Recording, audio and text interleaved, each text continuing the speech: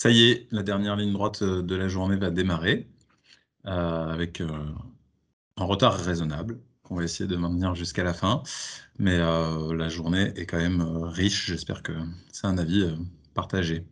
Je passe donc la parole à Monsieur Jonas de l'Université catholique de Louvain qui va nous parler de la substitution autrement que par la substitution substance par substance. Je vous laisse la main. Voilà, mais merci pour cette invitation. En fait, je voulais aborder un sujet qu'on n'a pas réellement abordé jusqu'à présent, qui n'a peut-être pas été étudié de manière aussi complète qu'on aurait pu le souhaiter, à savoir quel est le rôle de la texture même d'un tissu dans la façon dont il va interagir avec de l'eau, et est-ce qu'on peut utiliser cela finalement pour diminuer les critères que l'on doit imposer à une substitution chimique donnée.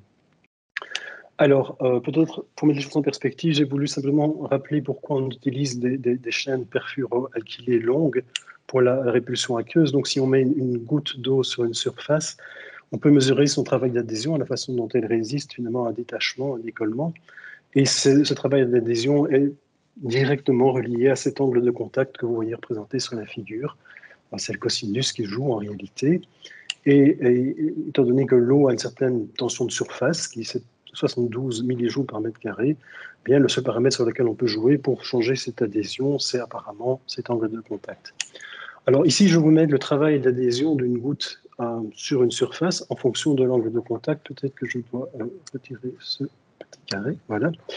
Et donc vous voyez que ce travail diminue lorsque l'angle de contact croît. Et ici, vous avez la localisation des longues chaînes fluorées, les C8 par exemple, hein, c'est typiquement là qu'on va les trouver.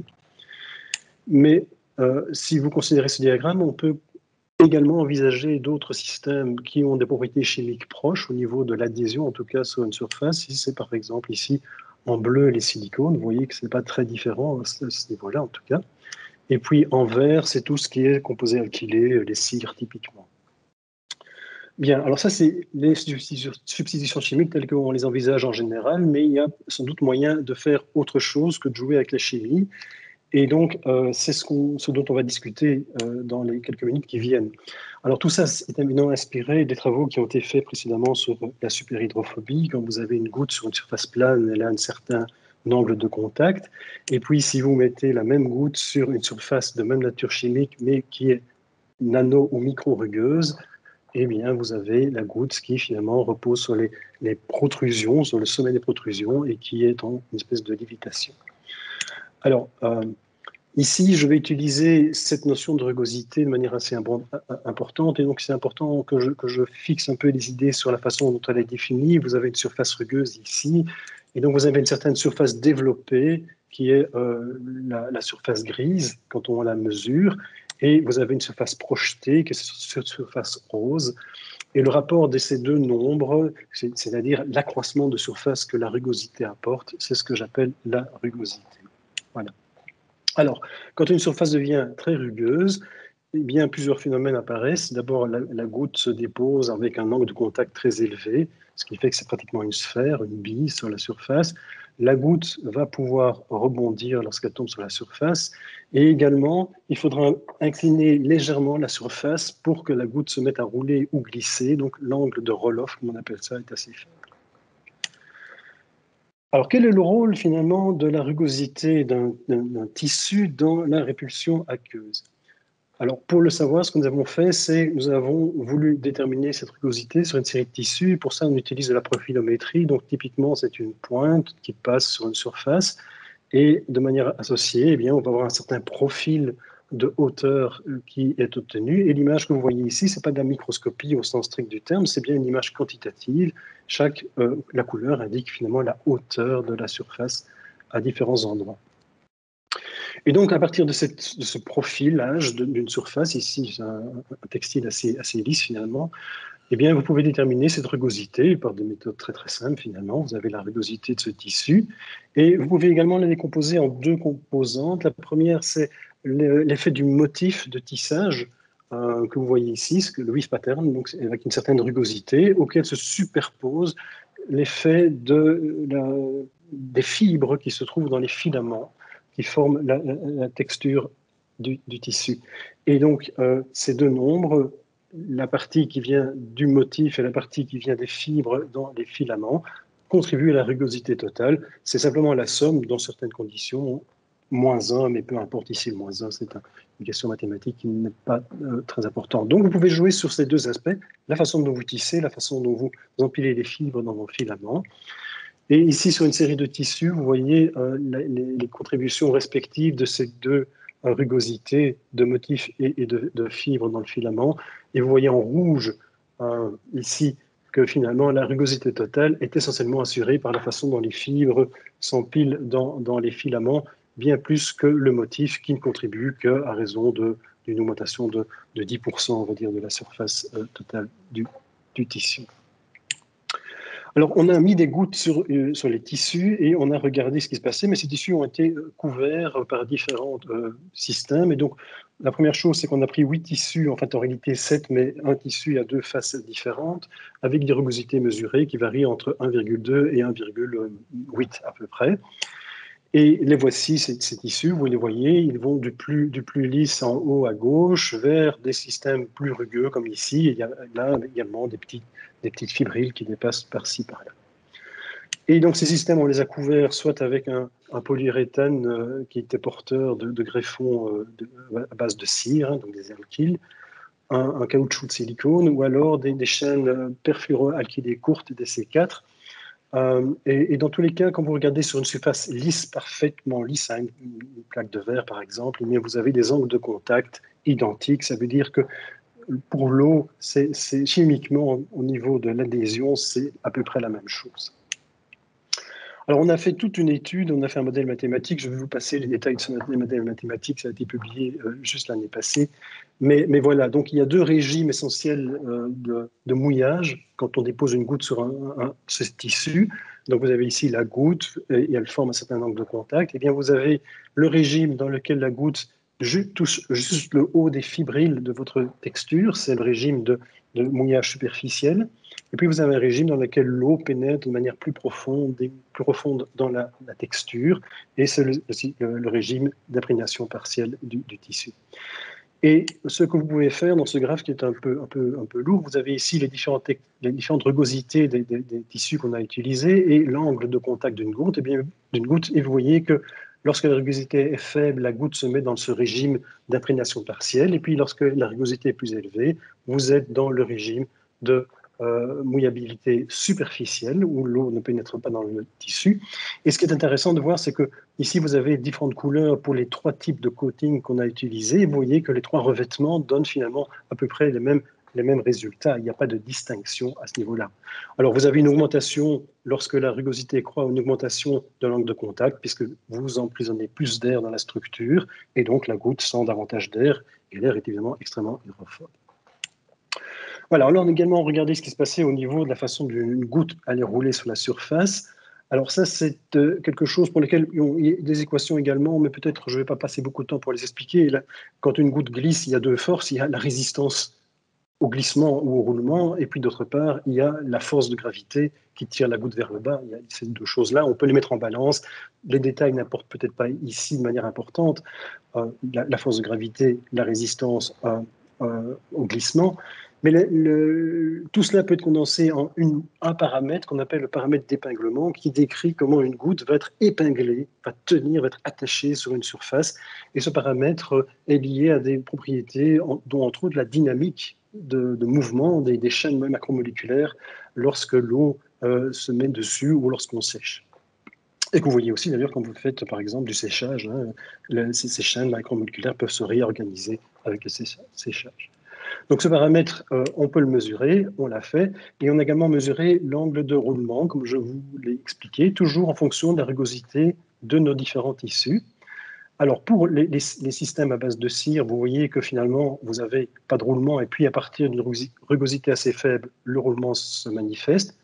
Quand c'est des silicones, eh bien, il faut aller à une rugosité plus élevée pour avoir ce roulement, et quand ce sont les systèmes en C4 fluorés, il faut encore aller beaucoup plus haut.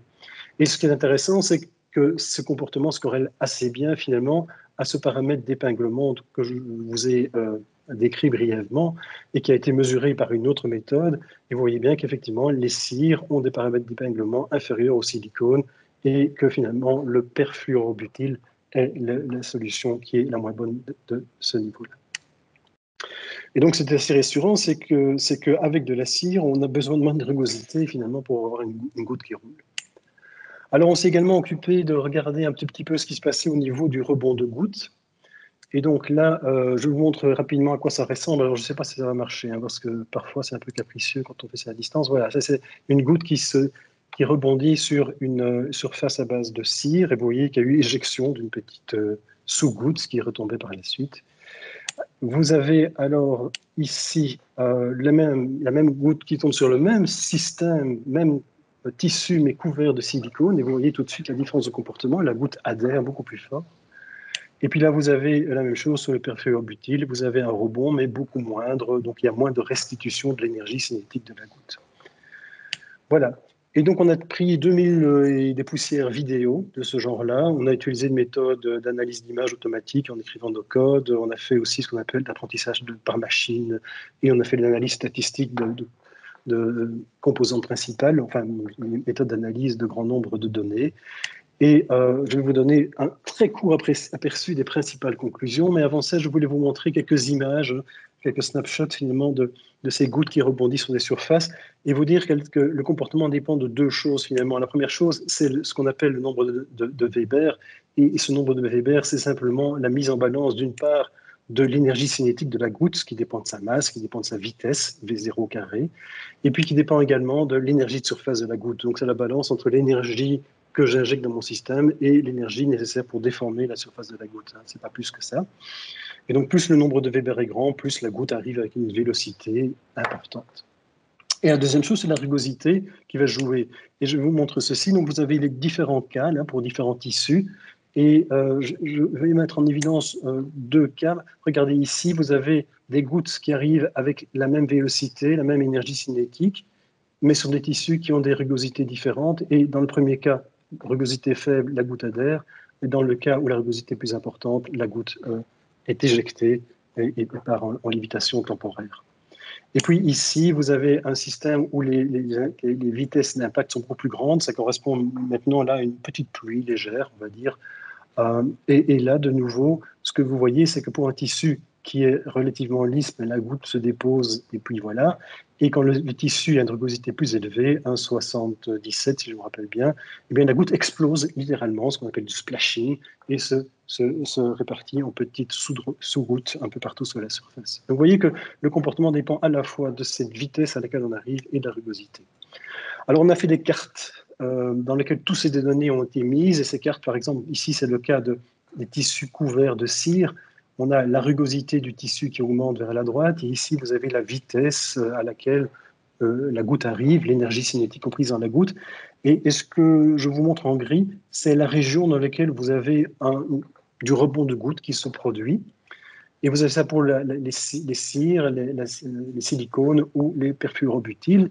Et ce que vous voyez tout de suite, c'est que la région dans laquelle du rebond de goutte se produit en termes de vélocité de goutte et de rugosité est beaucoup plus grande lorsque vous avez des systèmes à base de chaînes alkyles, de cire, que lorsque vous avez des systèmes basés sur du silicone. Le perfluorobutyl étant meilleur de ce point de vue que le silicone. Voilà. Et ce qui est intéressant aussi de voir, c'est qu'à nouveau, le cas le meilleur, c'est le cas pour lequel le paramètre d'épinglement que j'avais utilisé tout à l'heure est le plus faible, pour lequel donc il y a le moins de tendance à une goutte à rester accrochée au substrat pour des raisons physico-chimiques. Voilà, alors je ne voulais pas passer beaucoup de temps dans ma présentation, qui est finalement assez technique. Et ici, le colloque a été quand même orienté vers des aspects qui n'étaient pas nécessairement scientifiques, mais donc voilà, je voulais pour cette raison pas passer trop de temps dans les détails mathématiques, mais je pense que les messages que je voudrais que vous gardiez à l'issue de cette présentation sont les suivants. Le premier, c'est que la rugosité totale et le paramètre d'épinglement sont deux paramètres qui peuvent peuvent nous aider à prédire la façon dont une goutte d'eau se comporte sur un système. Et ces paramètres peuvent être mesurés, la rugosité aussi bien que le paramètre d'épinglement. Et d'ailleurs, nous voulons aller beaucoup plus loin dans la compréhension moléculaire de l'origine de ce paramètre d'épinglement. On est en discussion à ce niveau-là pour se lancer dans des projets beaucoup plus ambitieux. La rugosité du tissu elle-même dépend de la rugosité d'un motif. C'est pas énorme, enfin, ça peut quand même faire varier de 10% la rugosité. La rugosité également due à l'empilement des fibres dans les filaments. Et puis un paramètre que je n'ai pas présenté ici parce que je ne voulais pas prendre le temps de le présenter correctement, je n'avais pas le temps, c'est finalement la rugosité de la surface de la fibre elle-même. Et si cette surface est rendue un peu rugueuse, eh bien c'est un paramètre qui va multiplier la somme des deux précédentes et qui peut pousser de manière beaucoup plus importante la rugosité totale. Et je vous ai montré que la rugosité, quand elle augmente, c'est un paramètre favorable. Alors, les différentes formulations qu'on a testées, on peut les distinguer, pas avec un angle de contact, mais bien avec un angle de roulement et la façon dont les gouttes rebondissent, et à condition, bien sûr, qu'on prenne un ensemble d'échantillons de rugosité différentes, de telle sorte qu'on ait une vision complète sur ce qui se passe. Et grâce à ces études, je vous ai montré que pour les paramètres qu'on a étudiés, il est clair que les systèmes à base de cire et d'alkylé sont supérieurs au silicone, qui sont supérieurs au système C4 perfluoroalkylé. Et donc, de ce point de vue-là, la substitution chimique qui est envisagée semble pertinente. Voilà, je voulais juste remercier quelques collaborateurs, des étudiants ingénieurs qui ont travaillé dans leur travail de fin d'études sur cette problématique de jeunes étudiants, et puis évidemment des chercheurs beaucoup plus expérimentés également, nos partenaires du centre Syntex-Bell en Belgique, David de Smet, Myriam de Nest, et les tissus ont été fournis par Jean-Noël Avril de Decathlon, qui nous a donné cette gamme de tissus qui nous sert un petit peu finalement d'échelle de gradation et qui nous permet de comparer les comportements. Voilà, avec ça, je crois que je vais pouvoir arrêter ma présentation ici. Voilà. Merci beaucoup. Alors, je vous en prie, ne vous excusez pas de faire une présentation scientifique. C'était quand même bien l'objet de la journée, d'avoir un panorama assez varié. C'est, je pense, la qualité de cette journée. Donc, c'était bien l'idée de montrer qu'il y a de la recherche, de l'innovation dans les enjeux de substitution. Et donc, c'est dans le même champ que je donne la parole à Stéphane Giraud de Lancet. Oui, bonjour à toutes et à tous. Alors, je vais partager mon écran.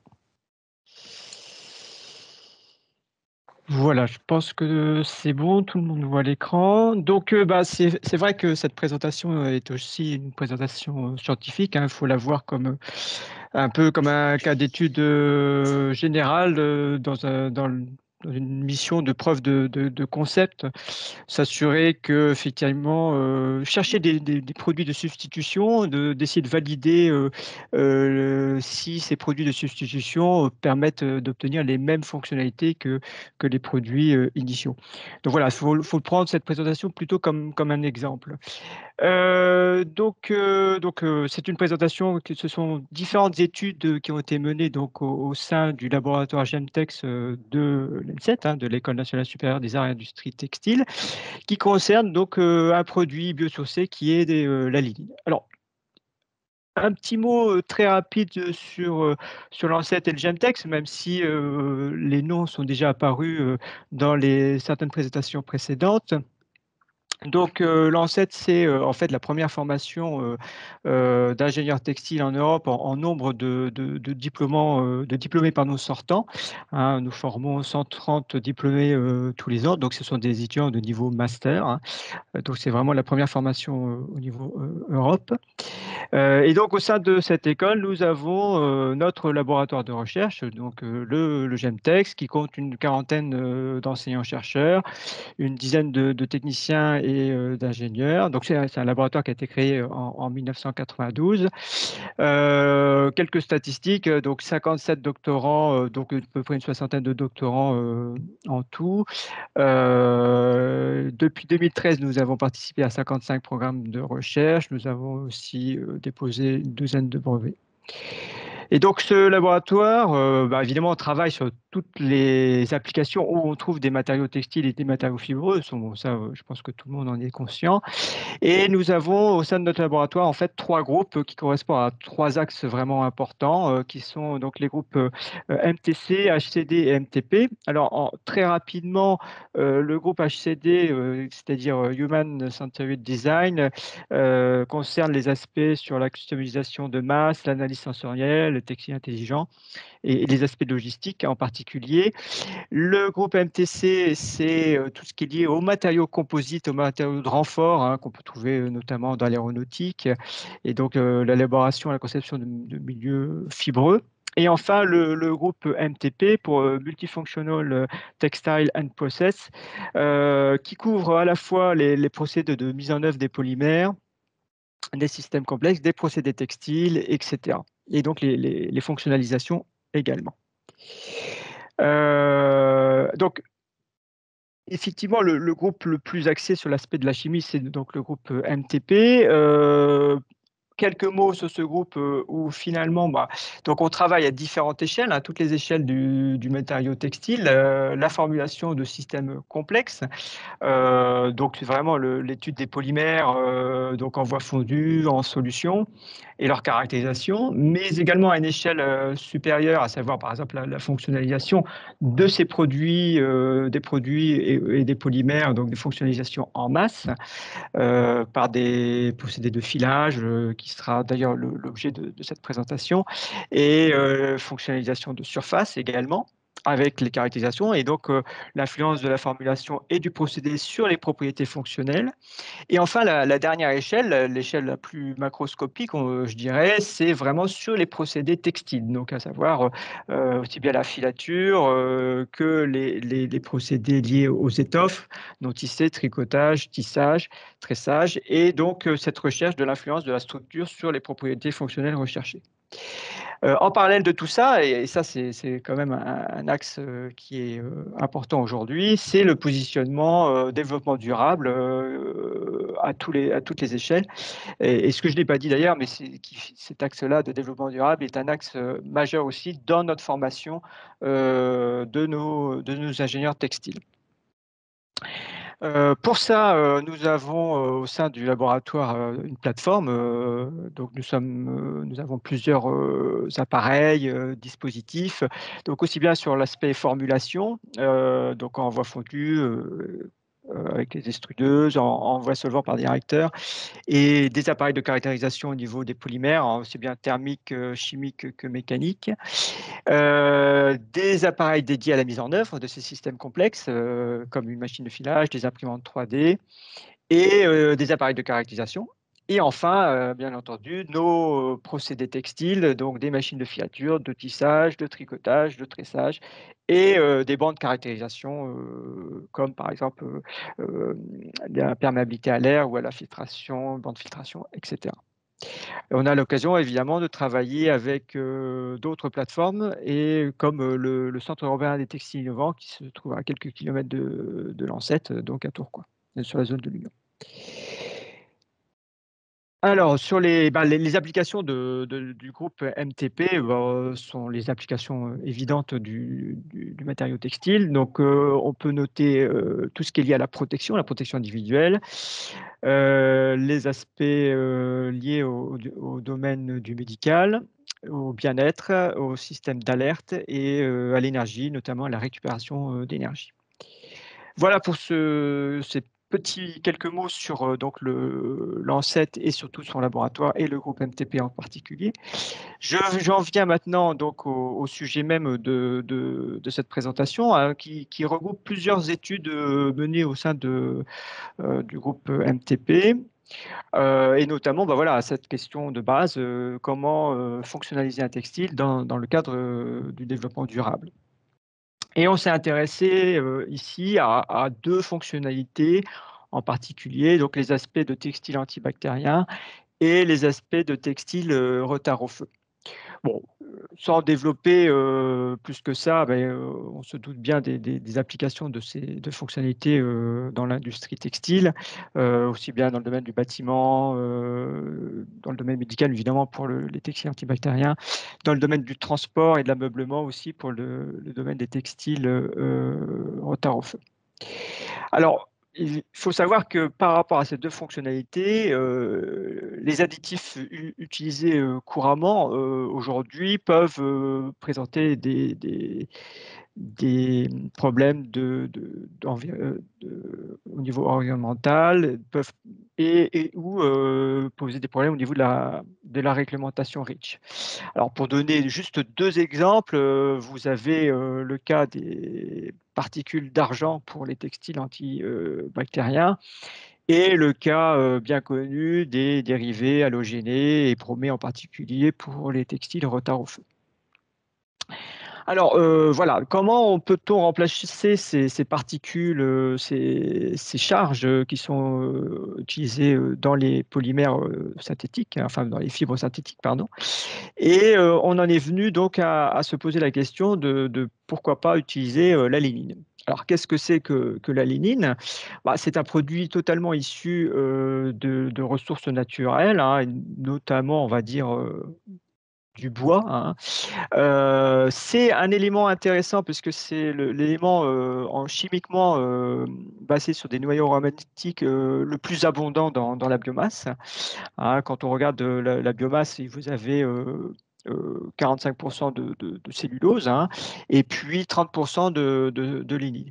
Et aujourd'hui, ce qui est dans un cadre de développement durable, ce qui est aussi intéressant, c'est que la lignine est en fait un déchet de l'industrie papetière. Donc, ça permet de réutiliser un produit qui, à la base, n'a pas de fonctionnalité précise, ou en tout cas qui est sous-exploité. Il a l'avantage d'avoir une compatibilité relativement bonne avec les polymères thermofusibles. Et puis, en fait, bon, ça ne vient pas comme ça par hasard, hein, c'est que ce composant a déjà fait preuve d'un intérêt dans la littérature pour des aspects retard au feu et antibactériens, mais pas sans avoir été forcément totalement développé pour les textiles. Alors ici, dans nos études, nous avons utilisé en fait deux lignines commerciales, une lignine issue du fournisseur Sigma Aldrich et une autre d'un autre fournisseur UPM Biomedicals, qui est donc quelque chose d'un petit peu plus industriel, issu déjà de la revalorisation de l'industrie papetière. Dans les deux cas, il s'agit en fait de craft lignes. Alors, il existe vraiment de multiples types de lignines, et ces différentes lignines dépendent en fait du mode d'extraction, du mode de récupération de la lignine. Donc là, il s'agit de craft lining, mais donc il y en a une qui est, je dirais, un peu plus pure chimiquement et l'autre un petit peu moins puisque issue de l'industrie papetière. Donc elles seront dénommées ultérieurement dans la suite de cette présentation par les abréviations KL et DL.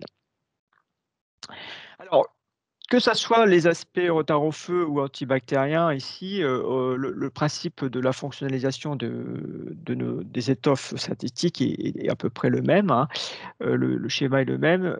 C'est un schéma de fonctionnalisation en masse, c'est-à-dire que nous disposons de nos granulés de polymères thermofusibles. Nous les mélangeons donc avec la lignine qui se présente naturellement sous une forme de poudre.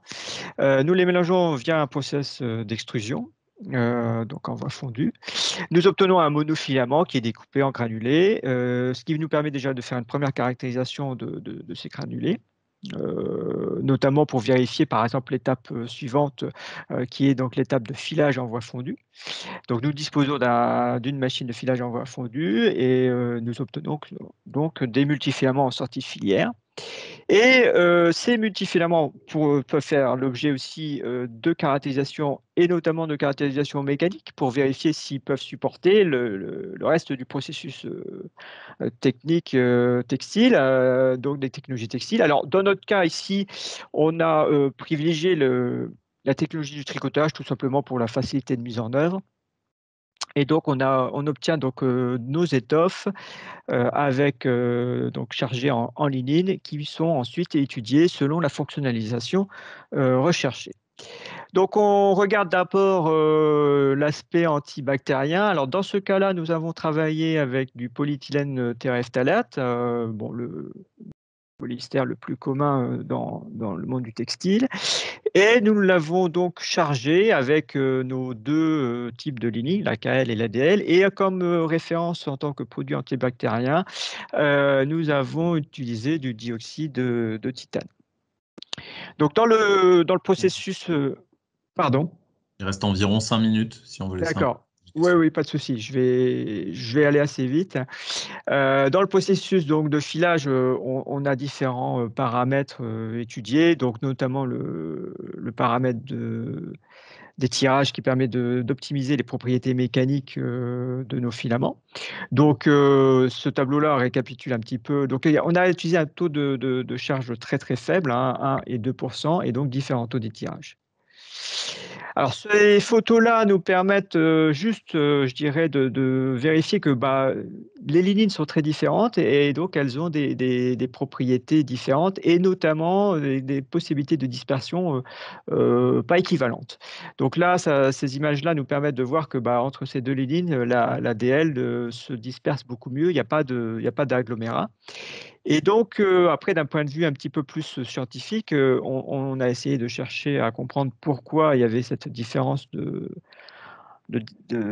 qualité de dispersion entre les deux lignines. Et ça, on a pu le vérifier par un petit montage au niveau d'une mesure de tension de surface pour ces deux lignines en comparaison avec les tensions de surface du polyéthylène terephthalate.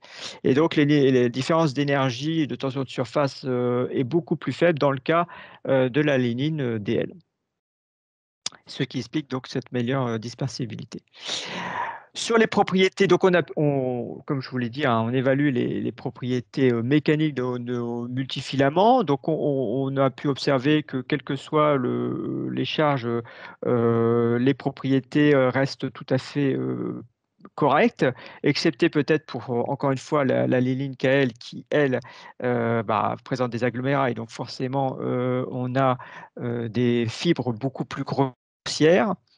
Et en termes de propriétés mécaniques, cette fois-ci, on a toujours une diminution des propriétés mécaniques avec l'incorporation de charge, mais ça reste stable entre 1 et 2%, avec des propriétés mécaniques donc de ténacité qui, encore une fois, restent acceptables pour l'élaboration de nos étoffes.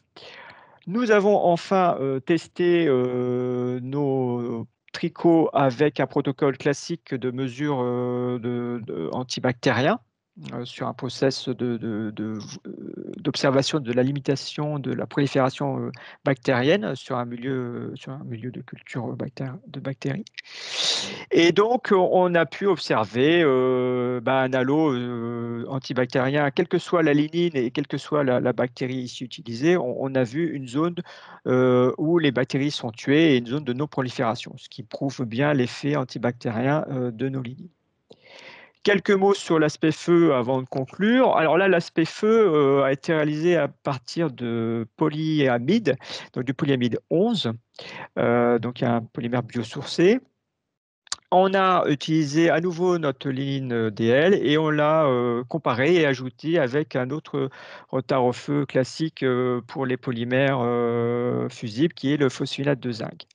Donc ce tableau récapitule les différentes formulations. Alors il faut noter que les formulations sont de 20%, ce qui est indispensable pour obtenir des propriétés retard au feu.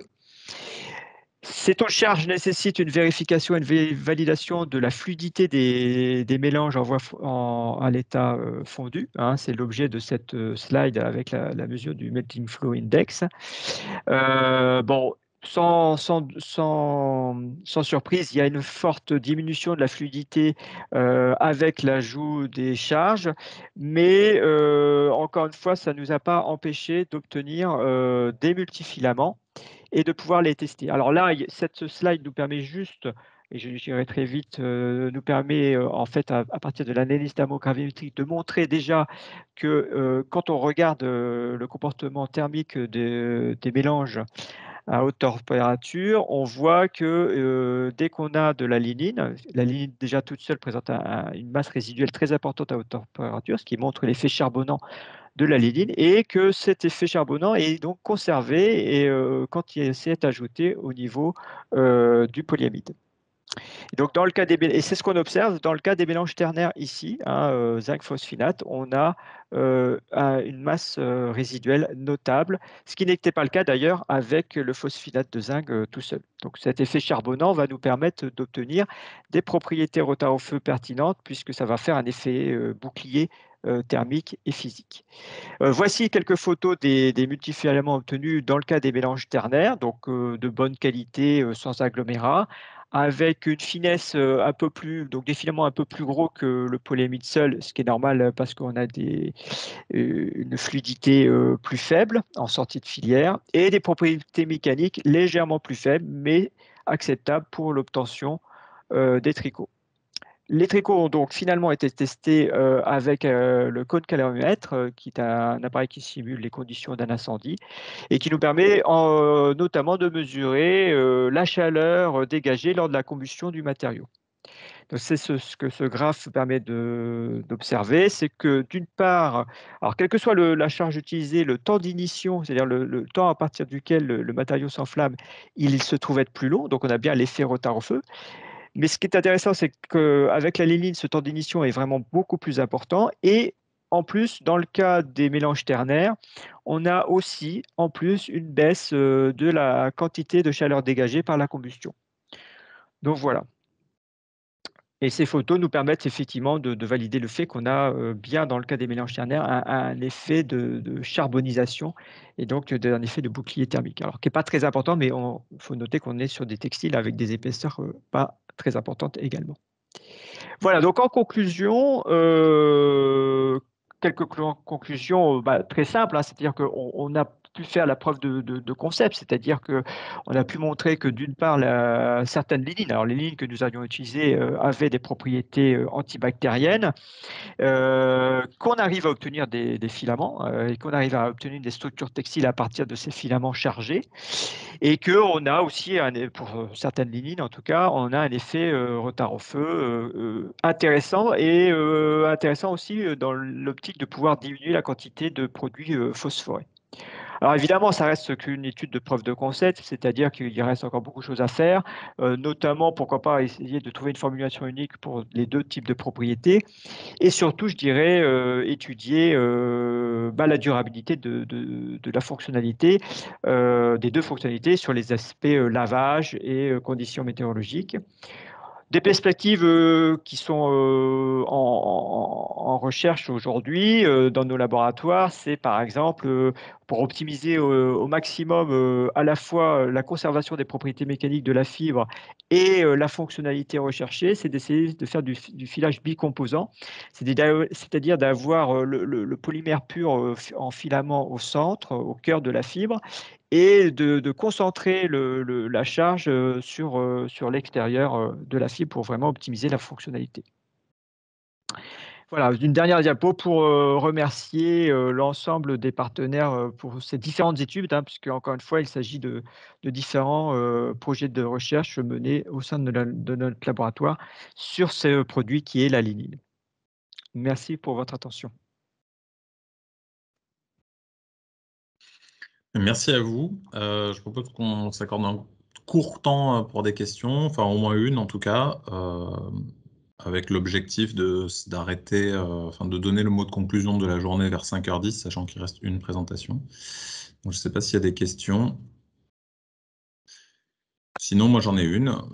C'est une question, parce que finalement vous êtes tous les deux représentants d'écoles d'ingénieurs, quoi. Donc vous formez les ingénieurs de demain, et nous on s'intéresse, enfin, ce qu'on a vu depuis ce matin, c'est cet enjeu de Chemical Strategy for Sustainability, avec des concepts de Safe and Sustainable by Design, donc de sûreté, de durabilité, etc. Donc tous ces concepts sont mis sont prononcées à l'échelle européenne. Mais en fait, je me pose souvent la question de l'existence d'ingénieurs formés vraiment pour être capables de comprendre tous ces aspects-là, à la fois le travail de l'ingénieur de base, qui va être de répondre à un besoin, mais aussi de pouvoir porter un peu ce sujet de la durabilité et de la sûreté. Donc voilà, est-ce que ces sujets apparaissent dans les programmes de vos écoles? Je ne sais pas qui est-ce qui commence. Je vais commencer. Oui, enfin, Allez-y. nous, on arrive depuis longtemps, on a mis ces choses dans nos programmes, et pour nos ingénieurs en sciences des matériaux et chemical engineering, on va dire, par exemple, la quatrième année d'études, ils ont un projet de 10 crédits, ça fait quand même un tiers de quadrimestre, un tiers de semestre, dans lequel ils doivent effectivement aborder une problématique avec une analyse de cycle de vie complète, ils doivent proposer, imaginer une solution créative, voir si elle correspond à des besoins sociétaux, voir comment elle s'insérerait dans ce cycle de vie.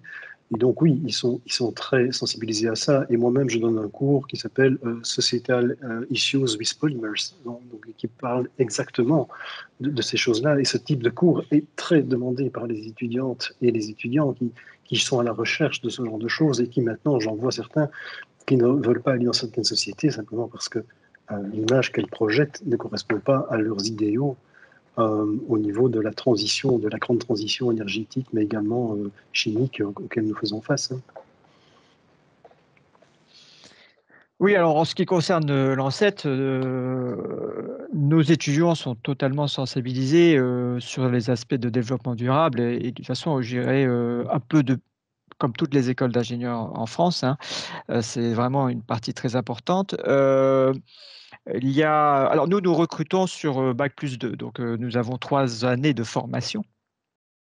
Sur ces 3 années de formation, ils sont dès le départ, alors quels que soient les cours, hein, il y a l'aspect développement durable est abordé de toute manière, mais il y a des cours spécifiquement dédiés à cela, surtout en 3e année. Et donc il y a toute une option qui est ce qu'on appelle matériaux verts et développement durable, où des étudiants se spécialisent vraiment sur ces aspects-là, où notamment les aspects d'éco-conception. Ce qui est très important, c'est de se dire, bah voilà, comment innover, comment concevoir de nouveaux matériaux en prenant en compte dès le départ la nécessité d'avoir quelque chose en respect de l'environnement et, dans une démarche de développement durable, tout à fait, oui.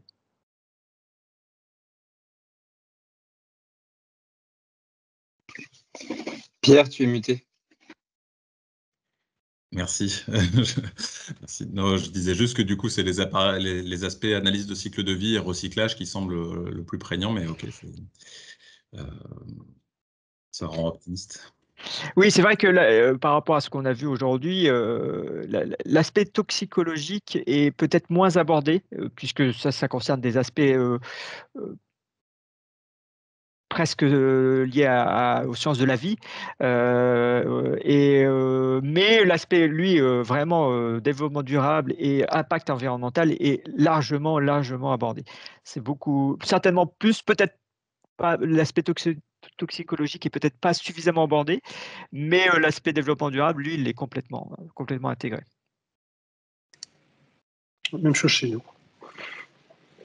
Ouais, merci beaucoup. Je propose qu'on finisse cette journée, enfin presque, qui est quand même un grand tour d'horizon de ce sujet de la substitution. On l'a vu par une ouverture par l'ONG EEB qui, voilà, je donne la main maintenant. Si on peut se fixer 17h10 pour finir, ce sera super. Ça nous permettra de donner juste quelques mots de conclusion et de tenir notre engagement de ne pas dépasser de plus de 15 minutes le timing.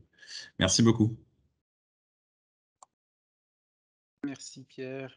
Bonsoir à tous et à toutes. Je dirais presque, est-ce que vous m'entendez bien? Oui, oui. Oui. Très bien, merci.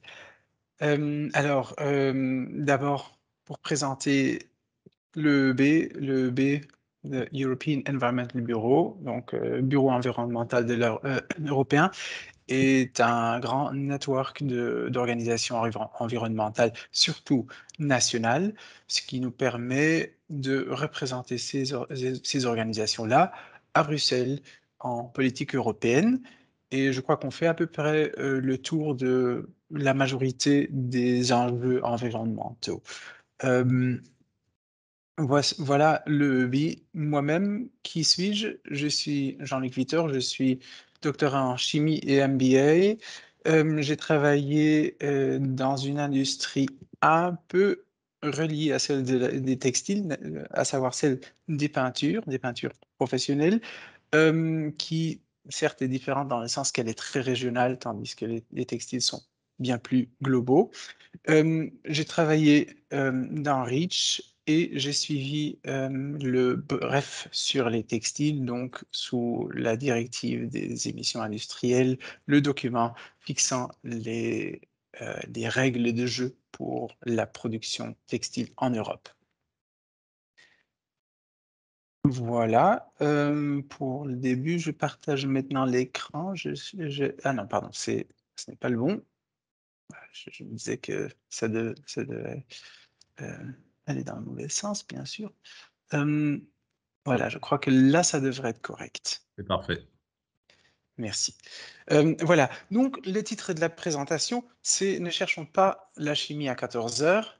Le jeu de mots sera clair, c'est pour dire que nous avons beau parler de banques de données, de législation, d'usages essentiels, d'innovation à venir, et ainsi de suite. Tout cela est bien beau, on a de jolies visions, mais on risque aussi d'avoir des retards et de ne pas avancer énormément. Des fois, on cherche la perfection n'existe pas, et en cherchant la perfection, on oublie d'avancer. Donc, je dirais que dans un certain sens, Pierre Boucard a donné de très beaux mots. Il a dit les freins et les leviers. Bon, il y a bien sûr aussi un levier pour le frein, et des fois, peut-être, on oublie de desserrer le frein à main quand on essaye d'avancer. Donc, quels seraient les vrais leviers dans ce cas-ci? Je dirais que c'est d'une part, bien sûr, la volonté, c'est la transparence qu'on a déjà abordé avant, et aussi le savoir et le savoir-faire, et cela parmi tous les acteurs qui sont dans ce jeu assez compliqué. Qu'est-ce que ça veut dire de manière un peu plus concrète? Bon, d'un côté, je dirais, ne perdons pas de vue le cycle des vies. Très souvent, quand on parle de substances dangereuses dans les textiles, on pense il y a un vêtement et il y a la peau humaine, donc il y a des risques. Et certes, ce n'est pas faux, mais ce n'est qu'une très petite partie de toute l'histoire. Il y a bien sûr des rejets via le lavage, qu'il soit domestique ou industriel. Il y a des rejets du côté de la production, que ce soit des tissus ou de l'assemblage. Il y a bien sûr aussi une exposition des travailleurs. Et en fin de vie, il y a pour la plupart, bien sûr, l'incinération ou la mise en décharge. Les deux ne sont pas des plus jolis, mais c'est l'affaire des choses pour l'instant, et c'est peu probable que cela ne change dans les années à venir, parce que le recyclage est embryonnaire, comme nous le savons. On donne des fois on met des fois la faute sur certaines substances chimiques, mais il faut aussi voir que les techniques de recyclage, tout simplement, n'existent pas et n'existeront pas dans les prochaines années. Du moins pas pour vraiment changer la situation des différents flux de masse dans ce diagramme-ci. D'autre part, il y a bien sûr aussi la question du deuxième main, qui est une question qui doit se poser, mais je recommanderais à tout le monde que nous ne perdions pas de vue tous ces aspects-ci. Bien sûr, on peut se focaliser sur l'un d'entre eux, mais ne perdons pas de vue les autres. Ensuite, je voudrais introduire une petite classification de la qualité de substitution. Il y a d'une part, à un minimum légal. On fait ce que dit Reach, par exemple. Là, c'est le minimum légal. On peut faire moins, bien sûr, mais il faudrait vraiment pas. Ensuite, il y a le niveau de la bonne gestion qui peut être mu par le souci d'une image de marque, par un souci de la santé des consommateurs ou des utilisateurs downstream, des travailleurs, et dans certains cas même un souci de l'environnement. Ensuite, il y a un troisième niveau qui est vraiment une substitution bien plus proactive, bien plus, bien plus énergique et énergétique. Il y a ici minimum légal, je l'ai dit, c'est souvent, oui, à peu près le niveau REACH. Bonne gestion, c'est le niveau, par exemple, des certifications, Ecotex, ZDHC. Substitution proactive, là, on serait déjà plutôt du côté d'un écolabel. Donc, tout ceci pour la substitution. Et si nous ne voulons pas perdre de vue ce que j'ai dit avant, les différents aspects de l'approche holistique, il faut voir que, bon, bien sûr, la chimie des textiles et toute la production des textiles est énergivore et chimivore, elle est ressourcivore. Et donc, il y a du pain sur la planche pour la transition qui est imminente et urgente. Voilà, ceci me mène aussi à mentionner brièvement donc l'expérience personnelle que j'ai déjà mentionnée. J'ai travaillé chez un grand producteur de peinture professionnel et ceci m'a aussi montré plusieurs enseignements que je trouve importants de partager.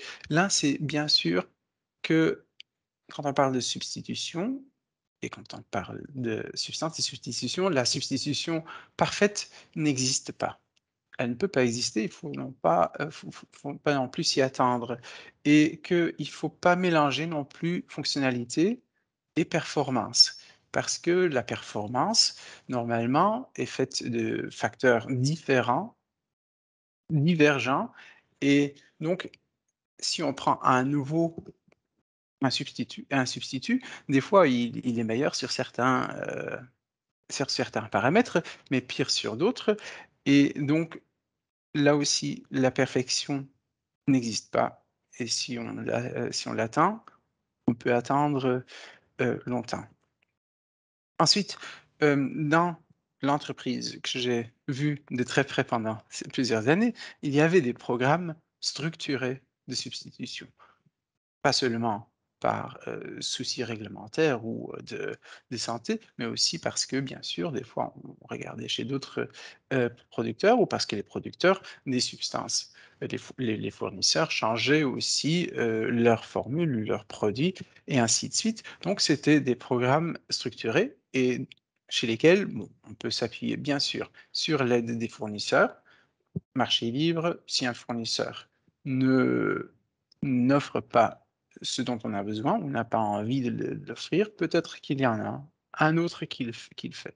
Mais de manière très cruciale, il faut un certain niveau de savoir et de savoir-faire de la chimie, des matériaux dans les entreprises.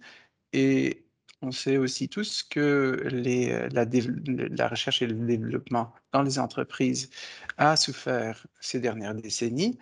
Et j'appellerais aussi au monde industriel à donner la valeur au savoir et au savoir-faire qui méritent. Ensuite, un autre problème est des fois du côté standard ou normes.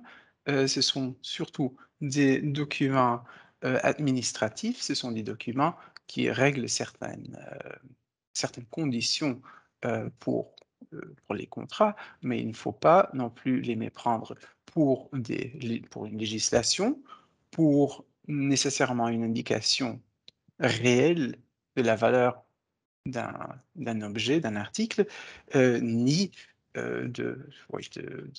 du fin mot en tant que technique. Ensuite, donc voilà un peu côté organisation, savoir-faire. J'ai dit d'autre part que la question de la transparence est importante et c'est un mot qu'on a déjà entendu plusieurs fois aujourd'hui.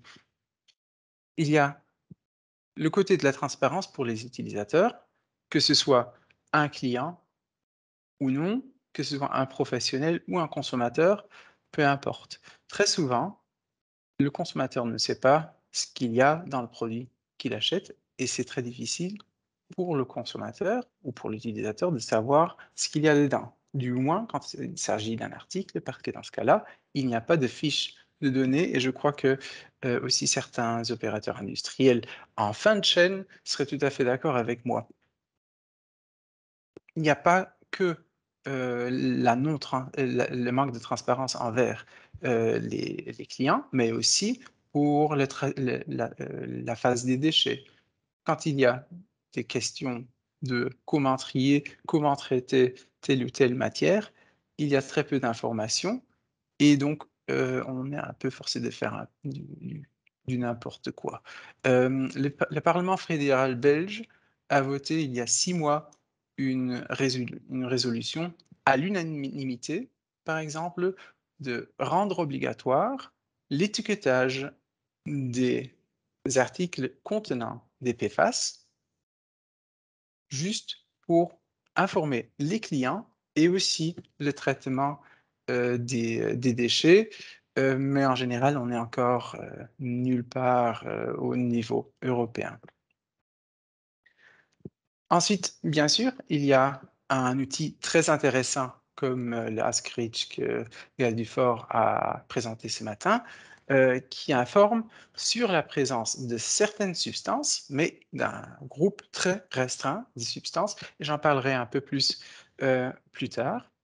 Des fois, il y a aussi certaines informations qui sont disponibles, mais pas là où il faut, c'est-à-dire pas au moment où le client fait sa décision d'acheter le produit A ou le produit B.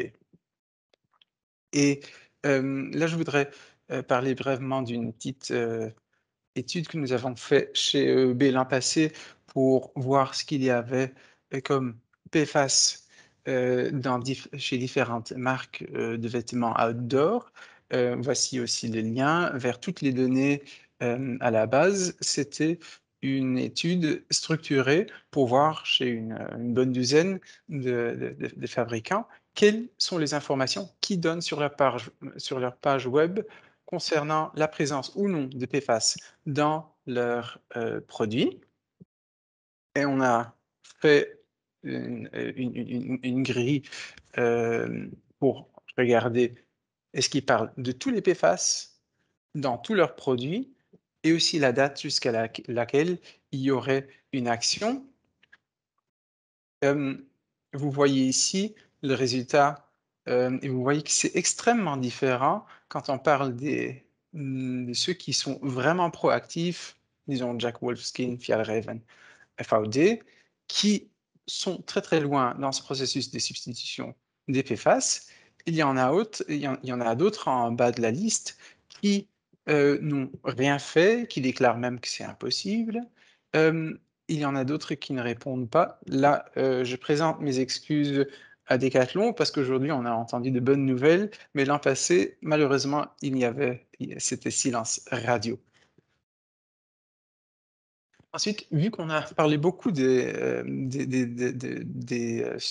PFAS aujourd'hui, je n'irai pas dans les détails sur ceci, parce que oui, je ne savais pas qu'il y aurait tellement de fluor en une journée. En tout cas, c'est quelques représentations que je vous ai faites aussi pour montrer, par exemple, que sur des substances qui ont de telles propriétés, elles ne sont pas faciles à analyser, je crois que ça a été mentionné, mais les méthodes existent. C'est juste qu'elles sont un peu compliquées et très peu connues, que ce soit du côté de l'industrie, des ONG ou des États membres. Là, il y a un grand un grand exercice de partage des informations qui est nécessaire. Voici quelques informations sur les deux grandes restrictions sous REACH, celle sur les C6 qui est en dernière phase de décision, celle universelle regroupant en fait tous les PFAS qui ne sont pas encore réglementés, qui verra probablement le jour dans les 6 mois à venir, avec tout le processus dont on a déjà un peu parlé, un système qui ne fonctionne pas comme il devrait fonctionner, par exemple, sur les analyses des impacts socio-économiques. Très souvent, on se focalise sur les perdants, en perdant de vue les gagnants d'une telle interdiction, qui pourtant sont là. Des fois, on utilise de demander des justifications techniques ou logiques pour des demandes de dérogation, et c'est quand même déplorable parce que cela sape un peu la crédibilité des régulateurs européens, et en même temps aussi, c'est un manque flagrant de transparence. Usage essentiel, ça a été mentionné aujourd'hui, un concept qui nous vient du protocole de Montréal, donc protection de la couche de l'ozone, un des seuls grands dossiers qui ont vraiment eu du succès. Ici, la définition qui comporte deux parties. Bien sûr, la partie qui n'est jamais oubliée, celle-ci, mais la partie qui normalement est oubliée dans les discussions, c'est quelles sont les alternatives qui sont là et est-ce qu'elles sont acceptables du point de vue environnemental et de santé. L'aspect économique, bien sûr, n'est pas de mise ici. Ensuite, un dernier volet. Fusion. Pardon. Il faudra penser à conclure juste. Oui, oui. Un dernier volet était celui donc du cadre légal. On parle de REACH beaucoup. Voilà, j'ai recopié plusieurs aspects, mais REACH est faible du côté de la substitution. J'espère que cela va s'améliorer. On a aussi l'IED, donc la directive dont j'ai parlé, qui parle de l'utilisation de substances moins dangereuses qui ont été très peu utilisées. Cette ligne a été très peu utilisée jusqu'ici. Et lorsque le bref sur les textiles a été revu cette année-ci, il y avait aussi des propositions d'aller au-delà. Il y avait 6 pays membres qui étaient très engagés, malheureusement sans succès. Si la France avait soutenu, je crois que ça aurait passé. Toujours en est-il que, et là je vais passer à la fin, donc que je crois que ce qui est important, c'est de voir les différents niveaux d'ambition et d'énergie dans la substitution, de voir qu'il faut vraiment combiner la volonté, le savoir et le savoir-faire et la transparence. Et ici, ce que j'ai passé en toute rapidité, qu'il y a quand même des grandes différences si on parle de substances sur la liste des candidats ou si on parle de substances dangereuses et sur ce qu'il faut substituer ou non, et sur ce qui dit aussi la réglementation sur la sécurité au travail. Voilà tout pour aujourd'hui et merci.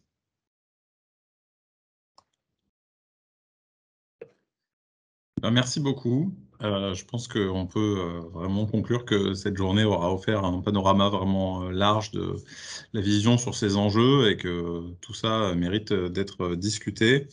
Je prends juste une minute avant de donner la parole à Laurence Rouil pour d'abord remercier tous les gens qui ont participé à l'organisation de cette journée, en particulier Karine Grimaud à l'INERIS.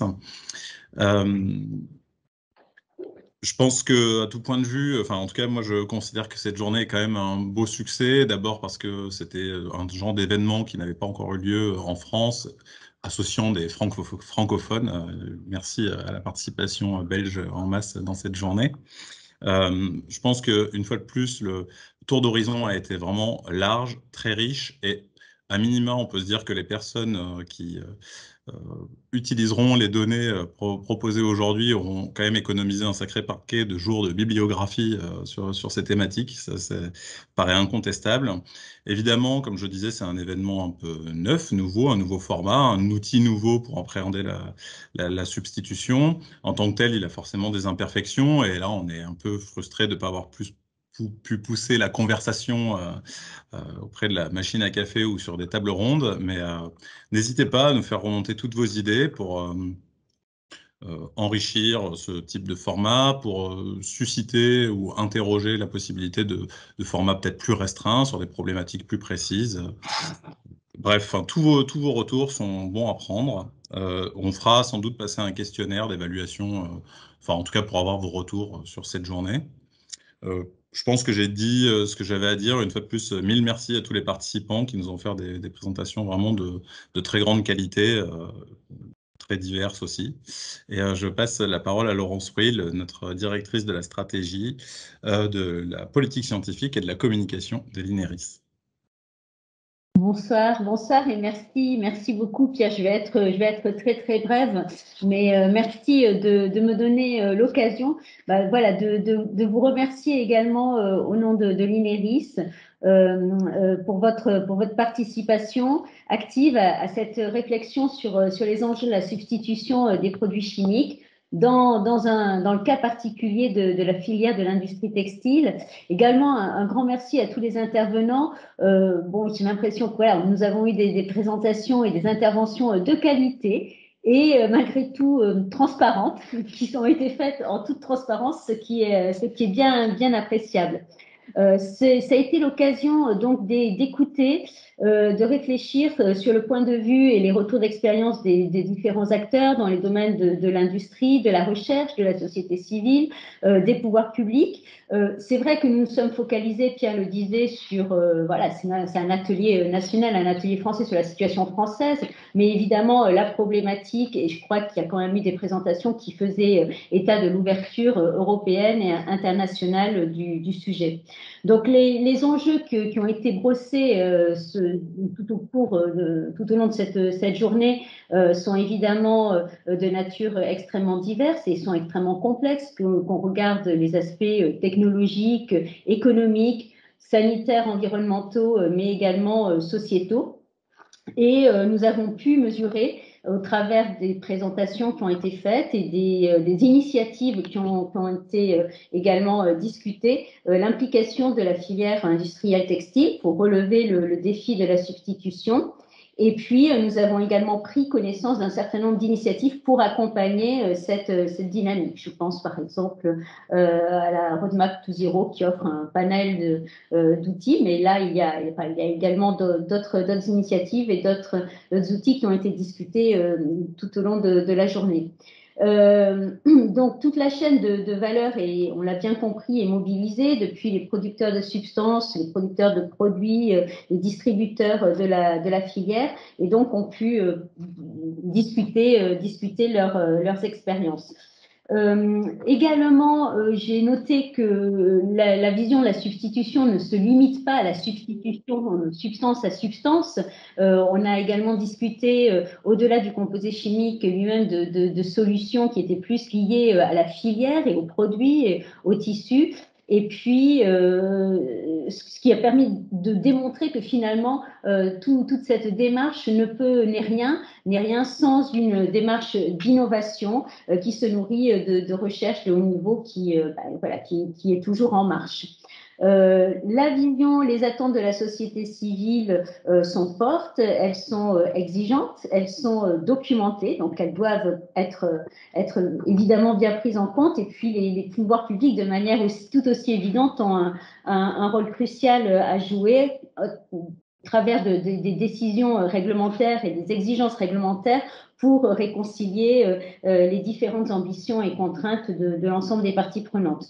Donc, ce que j'espère, c'est que cette journée fut pour vous une source d'information sur tous ces différents aspects, mais également peut-être d'inspiration.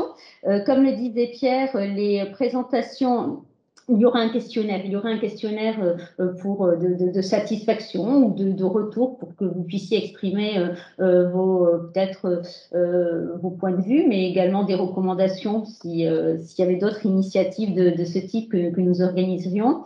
Et puis, les présentations seront disponibles de toute façon sur le site de l'atelier sur ineris.fr, de même que l'enregistrement de la journée. On pourrait toujours revenir sur certains aspects. Donc voilà, encore une fois, merci à tous donc de votre participation. Une mention spéciale donc en effet à mes collègues Karine Grimaud et Pierre Boucard qui ont travaillé à l'organisation et puis à l'animation de cette journée. Nous espérons qu'elle vous a plu et puis peut-être vous retrouver à une prochaine occasion. Voilà, merci et très bonne soirée à tous. Merci à tous. On va fermer la réunion du coup, une fois de plus. N'hésitez pas à revenir vers nous si vous avez des questions, etc. Au revoir.